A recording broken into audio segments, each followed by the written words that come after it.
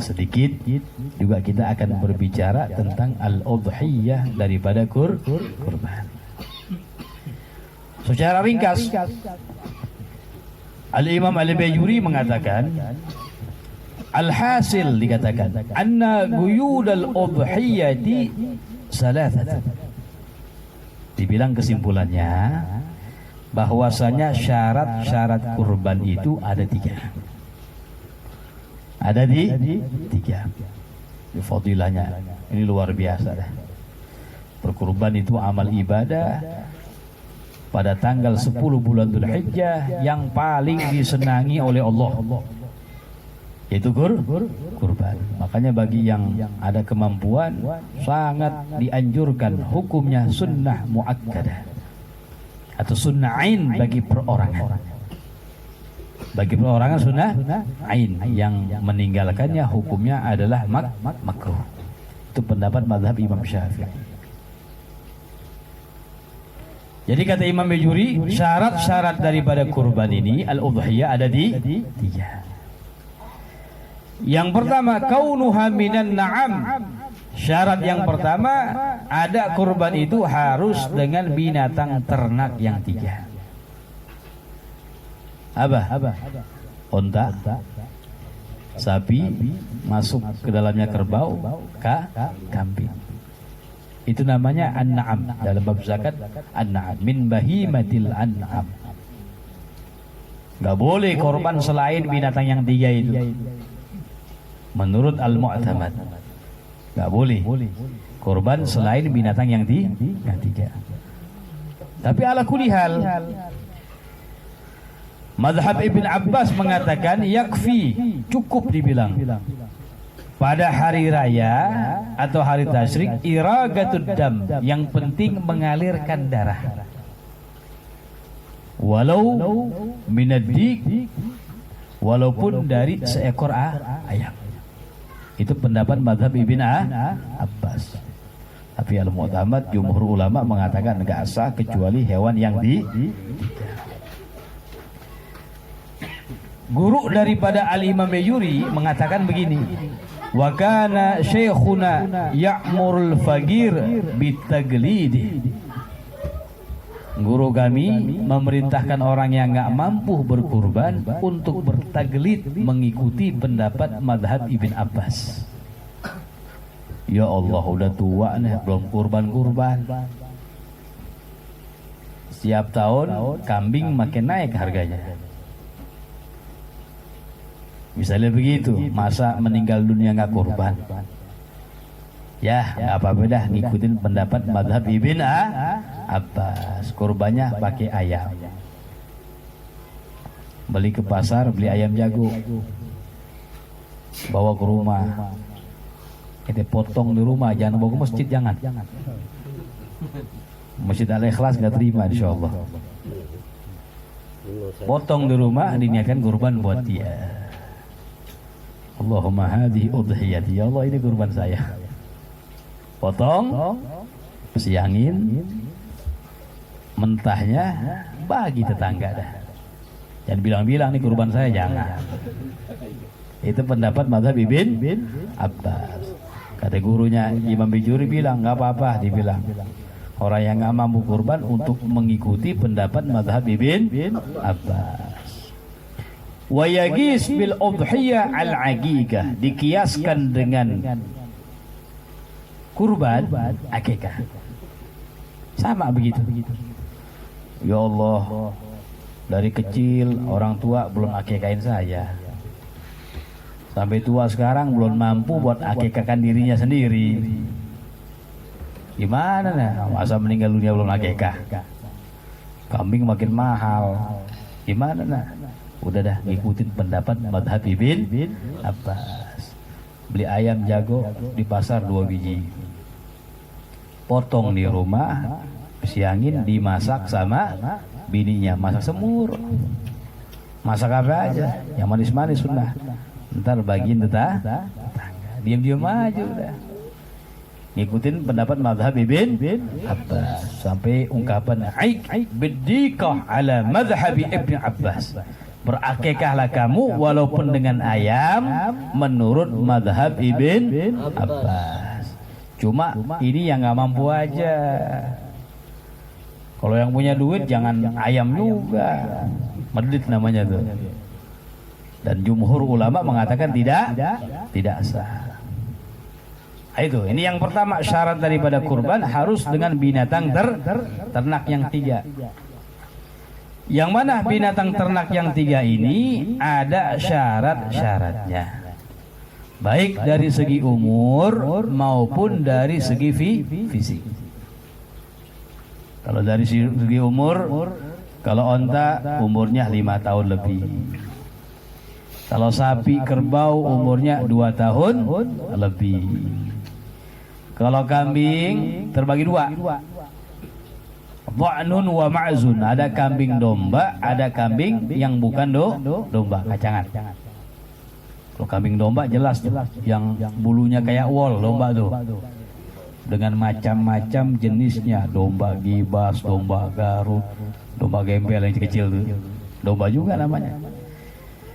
Kalau kambingnya kambing domba disyaratkan umurnya 1 tahun lebih.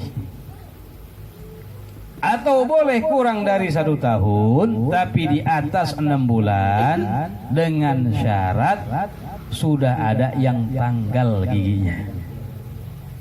Asqatat muqaddam asnani. Tanggal dengan sendirinya, copot, udah ganti gigi yang baru. Bahasa kitanya kupak gitu ya. Itu kalau kambingnya kambing domba. Apa? Yang setahun lebih atau boleh kurang dari setahun tapi syaratnya di atas 6 bulan dengan syarat udah ada yang tanggal giginya. Yang kedua, kalau kambingnya jenisnya bukan kambing domba, dengan macam-macam jenisnya, yang penting bukan domba dah, ma'zun. Mau kambing Jawa, kambing Etawa, apalagi itu, kambing kacang. Ini jenis yang bukan domba. Syarat umurnya harus 2 tahun lebih. Umur tuh perhatian. Kalau umurnya kurang gimana? Ya nggak sah kurbannya. Kalau kurbannya nggak sah, bagaimana hukumnya? Ya sedekah biasa. Enggak mendapatkan fadilah kurban, dapat pahala, tapi pahala sedekah biasa aja. Kayak ente motong kambing sekarang, dagingnya dibagi-bagiin orang, dapat pahala gak? Dapat, tapi enggak seperti pahala kurban. Sayang jadinya tuh. Nah, kita tahu umurnya dari mana? Boleh kita bersandar atas ucapan pedagang. Kalau kita yakin, ya udah nggak apa-apa. Yang kedua, dari segi fisik harus diperhatikan. Nabi SAW bersabda, arba'atun la tujzi fil adahi. Ada 4 yang nggak sah dijadikan untuk kurban. Al-marid, al-bayyin maraduha. Hewan yang sakit, yang jelas sakitnya. Diam aja, nggak mau makan, nggak mau minum, sian. Nggak mau dah, sebab dari sakit jadi kurus. Nah, ini nggak sah dijadikan kurban. Yang kedua, wal arja al bayyin arajuha, hewan yang pincang yang jelas pincangnya. Dikatakan definisi pincangnya apa tuh? Kalau berebutan makanan sama yang sehat, ketinggalan mulu nih orang. Ini kambing ketinggalan mulu. Dia sampai udah habis makanan. Apalagi yang patah kakinya. Dan bahkan ulama mengatakan meskipun terjadi patah ketika akan terjadi penyembelihan. Wanitanya semangat nih, dibanting sama dia, patah kakinya. Bisa terjadi gak? Bisa. Bagaimana hukumnya? Jangan terusin. Lihat dulu nih kambing siapa nih. Kadang nggak sah itu. Panggil yang pemiliknya. Ini gimana ceritain? Dalam syariat kalau patah nggak sah dijadikan kurban. Terusin kan nih? Minta maaf dulu panitia nih, ya. Kata pemiliknya, udah dah nggak apa-apa dah. Ya udah, jadi sedekah biasa. Mungkin dia ada yang pengen mau ganti baru kambingnya, misalnya. Tapi Allah semuanya itu. Ini hukum syariat. Tapi pahalanya Allah. Hanya Allah yang tahu. Yang ketiga, Al-a'war al-bayyin awaruha, yang tidak sah jadikan kurban yang matanya picek. Lebih-lebih yang matanya tidak melihat. Ya, boleh jadikan kurban. Yang terakhir wal ajfa allati la tunbi, yang sangat kurus sekali. Yang dagingnya, yang tulangnya nggak ada sumsumnya katanya. Kurus, setiap orang yang lihat ini kurus banget deh kambing deh. Nah, itu nggak sah juga dijadikan kurban. Jadi orang yang berkurban harus perhatikan. Kemudian diantaranya al-majnunah, yang gila kambing. Yang tahu, yang paham, yang ahlinya itu. Di antara ciri-ciri kambing gila muter-muter terus, nggak berhenti, nggak mau makan jadi kurus. Kemudian al-jarba, yang kadas kurap. Nah, gorengan di selangkangannya jangan tuh. Walau yasiran, ulama mengatakan walaupun sedikit. Itu juga nggak sah dijadikan kurban.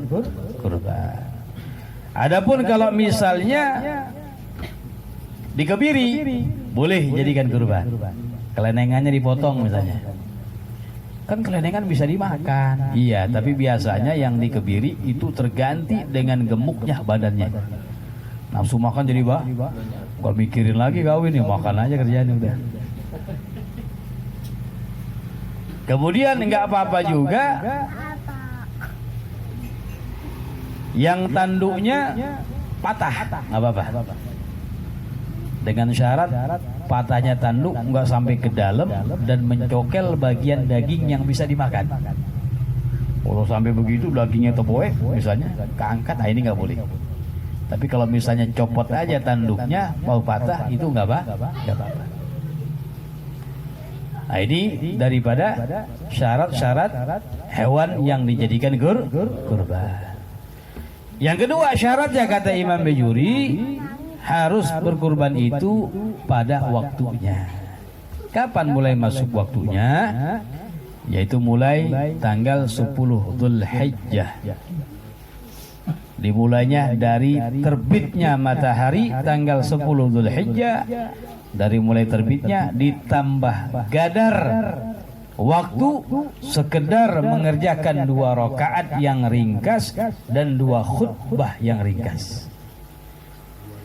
Contohnya, ini contoh aja biar gampang. Terbit matahari misalnya jam 6 pagi. Dari terbit matahari ditambah lagi gadar lamanya seorang mengerjakan 2 rakaat yang ringkas dan 2 khutbah yang ringkas.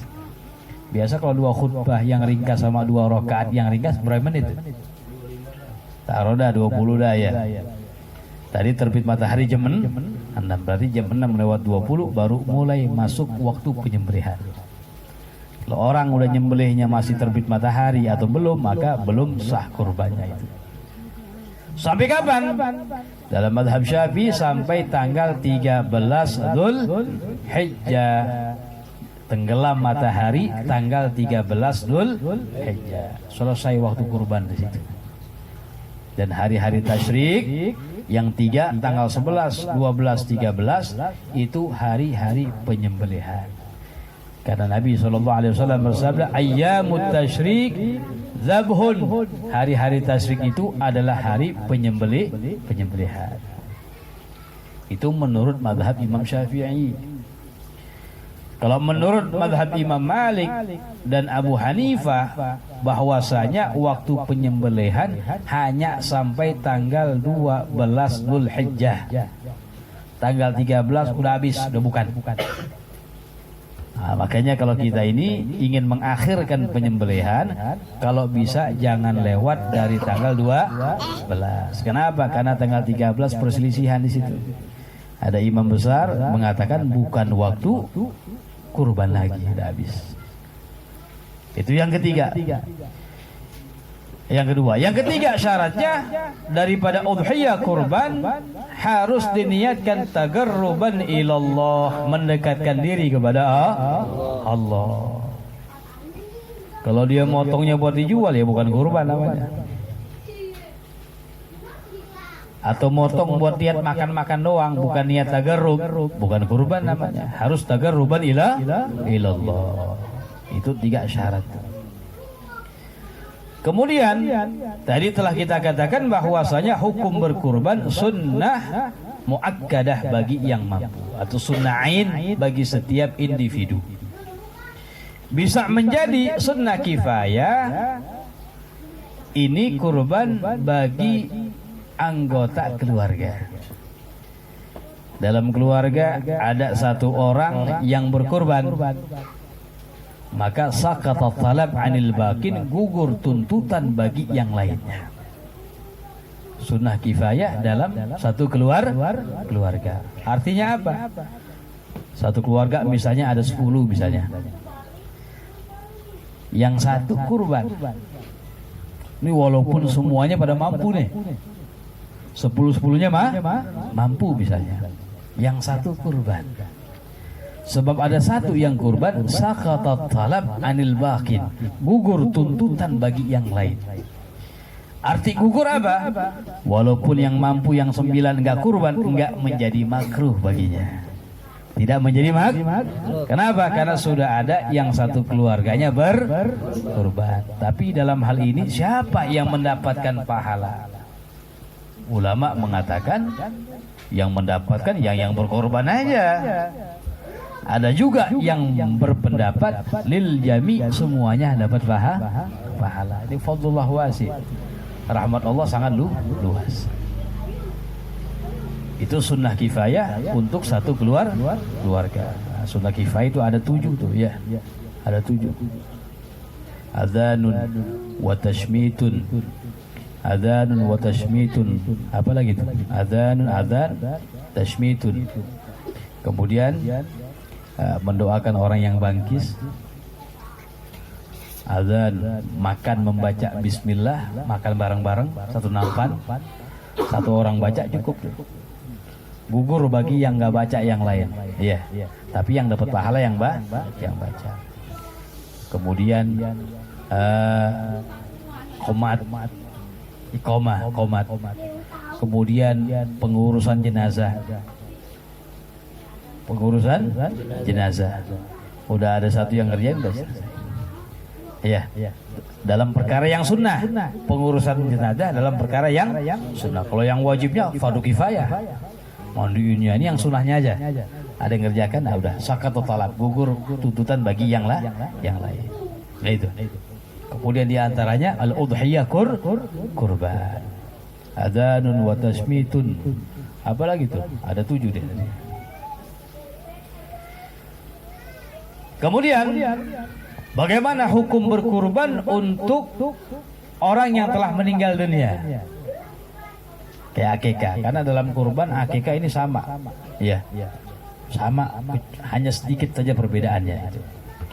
Bagaimana hukumnya berkurban untuk orang yang telah meninggal dunia? Ulama mengatakan, kalau yang meninggal ini pernah wasiat atau pernah mengizinkan di masa hidupnya, maka hukumnya boleh. Dulu bapaknya pernah izinin, pernah wasiat, ya jelas boleh lah. Tapi kalau nggak diketahui izin dan wasiatnya, maka hukumnya tidak nggak boleh. Ini al-mu'tamad, pendapat yang terkuat. Caranya gimana biar dapat pahala juga orang tua kita? Al-isyraq fi tsawab, menyertakan mereka dalam mendapatkan pahala. Oh, dia nggak ada pernah izin, nggak pernah wasiat, ya udah kurban buat saya. Pahalanya juga saya niatkan buat orang tua saya. Jelas ya? Itu hasala, maka mendapatkan pahala. Jadi nggak usah ribet dah, nggak usah maksain. Misalnya nggak jelas ada izin atau tidak wasiatnya, udah selesai. Kurban buat inti, diniatkan pahalanya, kirim buat orang tua, selesai. Kemudian boleh gak berkurban diniatkan sekaligus akikah? Dua-duanya dapat. Gimana? Boleh gak? Nah, ini berselisih pendapat Imam Ramli, Imam Ibn Hajar. Imam Ramli mengatakan hasalah, dua-duanya dapat. Kurbannya dapat, akikahnya dapat. Tapi Al-Imam Ibn Hajar mengatakan dua-duanya kagak dapat. Kurbannya nggak dapat, akikahnya juga nggak ada. Karena itu ibadah mustaqillah yang tersendiri. Kurban lain, akikah lah. Dalam hal ini kita menjikapi yang lebih baik, yang lebih hati-hati. Pisahin aja kurban-kurban, akikah. Boleh gak orang yang belum akikah berkurban? Ya nggak apa-apa. Lihat sikon waktunya. Sekarang sikon waktu untuk berkurban. Ente punya duit sekarang? Alhamdulillah lagi ada duit nih. Sekarang deket 10 Dzulhijjah kurban ini. Lebaran kurban. Ya udah dahulukan.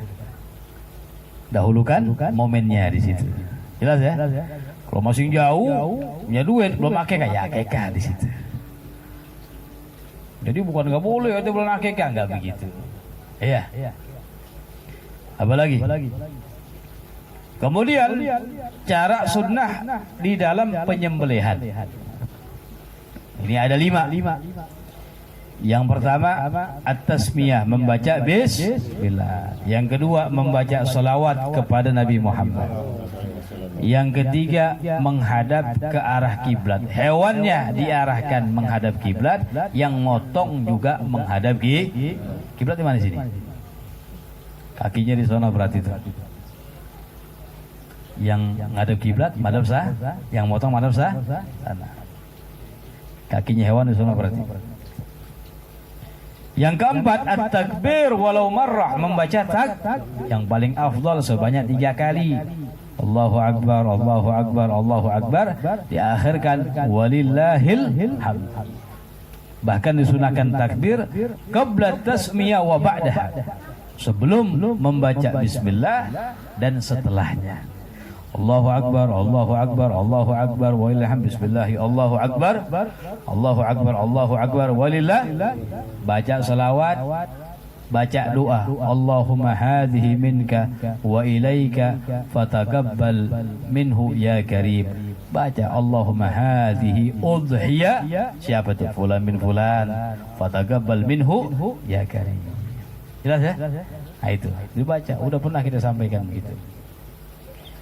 Kemudian tadi dikatakan kurban ini bagi orang yang mampu sunnah muakkadah, tidak menjadi wajib kecuali apabila dinazarkan. Baik nazar hakikatan au hukman, atau nazar hukum. Apa nazar hakikah? Nazar hakikah orang mengatakan lillah alayya an udhhiya bihadhi. Orang mengatakan wajib bagiku berkurban dengan kambing ini. Udah ada kambing itu. Nazar hakikah jelas. Jadi kurban atau dia nazar sekarang nih. Orang nazar nanti besok 10 Dzulhijjah wajib berkurban. Dia nazar. Jadi wajib gak? Wajib. Itu namanya nazar hakikah. Au hukman, atau nazar hukum. Seperti orang mengatakan ja'altu hadhihi udhiyatan. Aku jadikan ini hewan sebagai hewan kurban. Al-ja'lu bimanzilatin nazar. Ulama mengatakan kalimat ja'al, aku jadikan, itu kedudukannya sama dengan ucapan nazar secara hukum, walaupun lafadznya beda. Maka hewan tersebut yang dia katakan demikian menjadi kurban wajib. Resikonya kalau korban wajib emang pahalanya lebih besar daripada korban sunnah, tapi resikonya dia dan orang yang menjadi tanggungan dia tidak boleh memakan dagingnya. Jelas ya? Baik, jangan bilang ini kurban saya, jangan. Bilang aja ini kurban sunnah, langsung begitu. Atau ini kurban saya akan sembelih, ini hewan saya akan sembelih nanti pada hari raya Idul Adha, tagarruban ilallah, sebagai pendekatan diri kepada Allah. Selamat gitu. Kalau kurban sunnah, yang paling afdal dia hanya mengambil sedikit saja, lebih afdalnya lagi hati, litabarruk, untuk manggil berkah, sisanya disedekahkan semuanya. Kalau nggak mau begitu, ya udah dia ngambil sepertiga, 2/3 disedekahkan, atau dibagi 3, sepertiga dia ambil, sepertiga dia hadiahkan buat kerabat, sepertiganya sedekahkan. Jelas ya? Kalau korban sunnah memang sih yang wajib untuk diberikan mayusammal isim, ya 1 kilo kasih fuqara masakin cukup, lebihnya buat dia semua nggak apa-apa, tetap dapat fadilah. Cuma kebangetan begitu ya. Ngeledek namanya begitu. Menang banyak. Ya paling kagak dah kita ambil misalnya paha di belakang, lebihnya kita sedekah. Kita hadiahkan sepertiga, sedekahkan sedikit. Itu cara begitu. Kemudian daging kurban nggak boleh dikasih kepada selain orang Islam. Tetangga musola, tetangga masjid ada bukan Islam tuh, non Muslim, masa nggak dibagi sih? Kan dari awal nyium bau mulu tuh. Bagaimana? Boleh gak? Nggak boleh. Caranya bagaimana? Pinter-pinternya panitia. Ya. Bagaimana? Ya beli aja. Ada duit misalnya di sumbangan segala macam, beli di pasar 2 kilo kasih dia. Biar selamat. Jangan memaksakan juga ngasih pakai hewan kurban. Kalau udah terlanjur ambil lagi. Kenapa? Dikatakan karena dia fatullah lil muslimin. Kurban ini jamuan Allah untuk orang-orang Islam. Jadi nggak boleh tuh. Kemudian daging kurban, kulitnya hewan kurban enggak boleh dijual. Nggak boleh dijual tuh. Atau dijadikan sebagai upah bagi pemotongnya. Bayaran. Lo motongin ya, entar bayarannya palanya, entar bayarannya kulitnya, kan banyak begitu tuh. Nggak boleh. Bagaimana caranya? Nah, caranya ada beberapa cara di sini. Caranya ya yang lebih selamat jangan dijual, jangan pakai bahasa jual bel, pakai hadiahin aja udah. Buat lu nih. Banyak banget kulit 30 misalnya. Tengkulaknya bilang nih duit nih buat panitia. Apa-apa. Dibilang buat masjid jadinya udah. Atau cara juga ini kulitnya dikasih kepada panitia yang fakir. Yang fakir. Nanti panitia yang fakir menjualnya boleh. Nah, perhatikan, karena daging kurban ini hukumnya nggak boleh kita menjualnya, kita udah dapat, nggak boleh menjualnya kecuali yang dapat orang yang fakir. Jadi orang fakir boleh dia memakan, boleh dia menghadiahkan kepada orang lain atau sedekahkan, boleh dia menjual.